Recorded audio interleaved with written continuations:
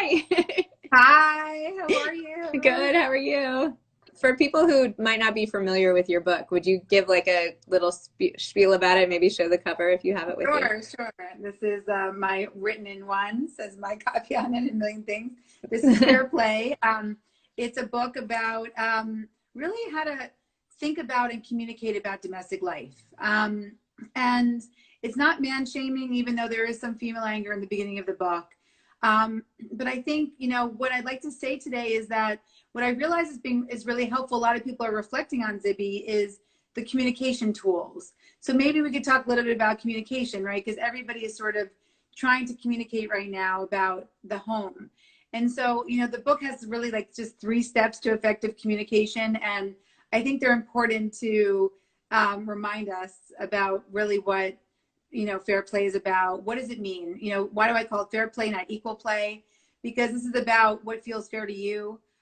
This applies to co-parenting as well. I've talked to a lot of co-parents who are having communication issues. And I think what the book is really saying to you is that you're already communicating about domestic life. I think so many people say to me, Zibby, on my 7-year journey to write this book, that they can't communicate about domestic life. It's too triggering. It's one of the most, they can talk about work, they can ask for a raise. They're used to difficult conversations, but not in the home. So, one woman said that to me, but then she told me that she dumps wet clothes on her husband's pillow when he forgets to put them in the dryer. Another woman said she hasn't communicated about domestic life, and then I find out she has an Instagram account called The Shit My Husband Doesn't Pick Up. Recently in COVID, I reached out to a lot of women for new data and men, and a woman told me she doesn't communicate about domestic life, but she had posted in a 27,000 member COVID group called The Reasons I Hate My Husband, that if he was going to die during COVID, it wouldn't be from the disease, it would be from her. So she's willing to publicly threaten murder of her partner on a public 27,000 Facebook group with her last name, but not communicate directly with her partner. So I think that's, to me, right? I mean, that's insane. The number one rule of this time is to recognize we are already communicating about domestic life. And so what this, Fair Play is asking is not for a communication start, but a communication shift to maybe a little bit more effective communication than dumping wet clothes on your partner's pillow.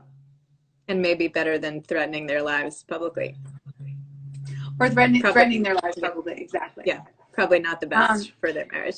Yeah, and then the other 2 phases besides understanding you're already communicating is to really look at how we're communicating right now, because a lot of the book is explaining and teaching people about why feedback in the moment can be toxic, and how when emotion is high, cognition is low.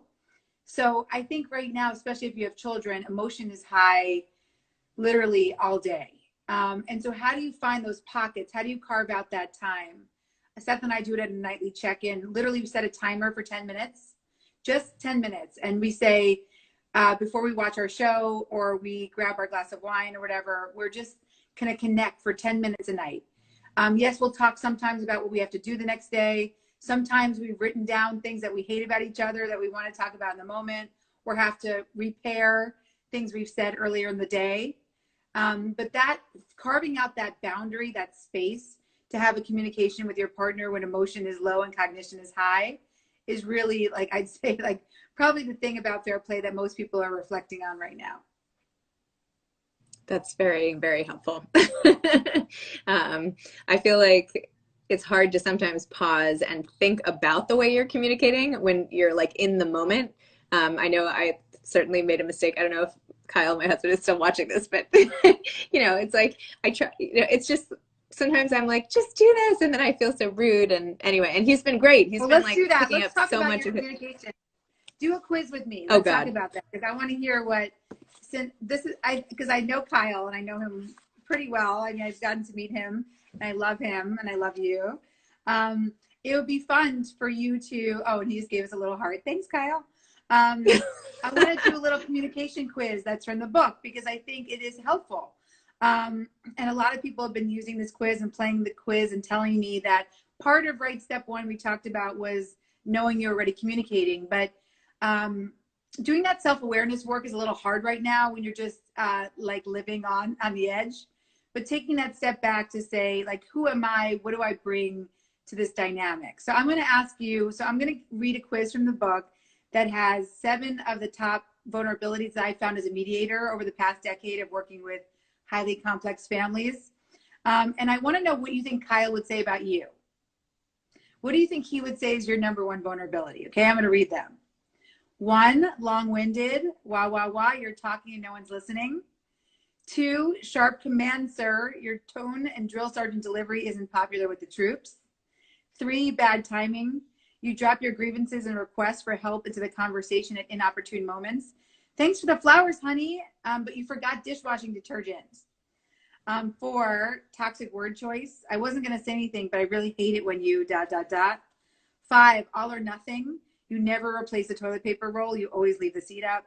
6, dredging up the past. This is just like the last time you forgot to. Or 7, boiling over. I wasn't going to say anything. I avoided our conversation. I didn't say anything, but now I'm really pissed.